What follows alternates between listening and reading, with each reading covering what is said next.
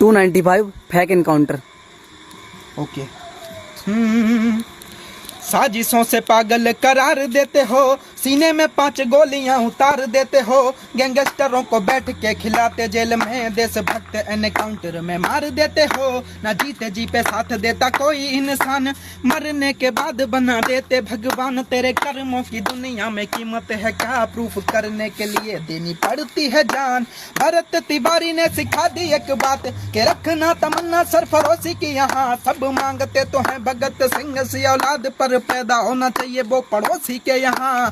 फिर एक बार बोलता है ओम वीर के जस्टिस नहीं रिवेंज लेना है, गर देश में जो ऐसे ही ये चलता रहा तो फिर से गुलामी वाली डेट मिलेगी, यहाँ कंट्रोवर्सी क्रिएट मिलेगी, हर कदम कदम रिग्रेट मिलेगी। सच बोलने से तेरे बैरी बढ़ेंगे, तेरी बढ़ती तरक्की तेरी डेथ बनेगी। भाई रील नहीं रियलिटी है ये। এমএলএ মন্ত্রীর এমনও এমএলএ মন্ত্রীর দরকার যে এমএলএ মন্ত্রী জেনে দেশের জন্যও জান দিতে পারে, সেই এমএলএ মন্ত্রীর আমাদের দরকার।